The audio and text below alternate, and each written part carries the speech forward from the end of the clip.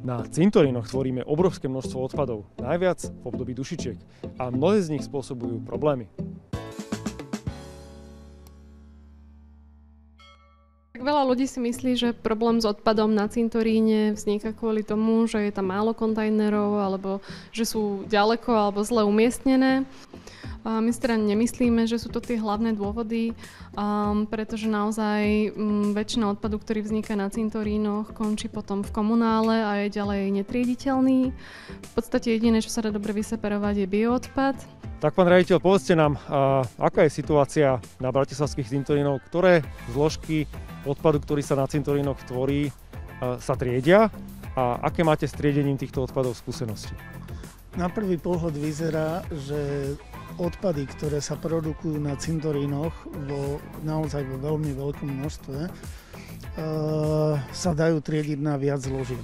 Avšak po získaní informácií o tom, že plasty, ktoré sa používajú na výrobu najmä plastových káhancov, a takisto sklo, ktoré sa používajú pri výrobe týchto káhancov, nie sú tie plasty a tie sklá, ktoré sa vlastne dajú triediť ako plast a sklo.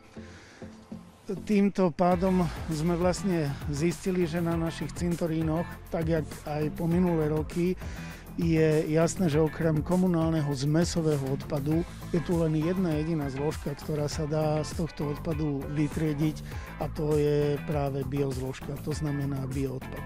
V tomto roku sme zrealizovali pilotný projekt na cintoríne v Petržalke, kde sme nechali vybudovať 2 stojiská pre podzemné alebo polopodzemné kontajnery, kde jeden kontajner je na zmesový odpad a druhý kontajner je na bioodpad.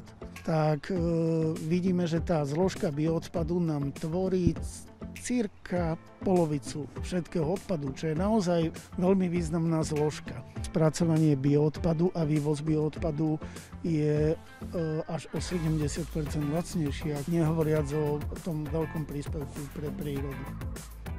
Čo by si poradila bežnej verejnosti na tých klasických cintorínoch, ktoré sú po celom Slovensku a na ktorých každoročne vzniká obrovské množstvo odpadu? Aké tipy by si dala, ako možno tento odpad eliminovať alebo aspoň znížiť jeho množstvo, prípadne ako to možno robiť viac s ohľadom na prírodu? My si myslíme, že menej je niekedy viac a aj to, čo tam nosíme, tak môže mať prírodnejší charakter. Nemusia to byť umelé vence alebo kvety v nejakom celofáne alebo so stuhami, ale môžeme doniesť kyticu živých kvetov, ktoré nazbierame niekde v krajine. Tiež môžeme zvoliť, aké sviečky nosíme na hroby. Väčšina ľudí momentálne nosí kahance, ktoré sú z rôznych materiálov. Je to vosk, plast a ešte aj kov. Takéto sviečky sa nedajú vyseparovať ani po ich vypálení, už len kvôli tomu, že sú znečistené zvyškami vosku. My môžeme vytvoriť doma možno nejaké sklenené kahance, do ktorých dáme sviečky a budeme ich opätovne používať. Čo sa týka ešte z toho zdobenia hrobov, tak môžeme nosiť aj vence, ale môžu byť prírodné. Môžeme si vyrobiť sami veniec z prírodných materiálov, ktoré nájdeme v krajine, alebo zajsť za kvetinármi, ktorí už takéto vence robia. Každý z nás vie ovplyvniť, aké odpady na cintoríny prinášame i odnášame a do ktorého kontajnera ich vyhadzujeme.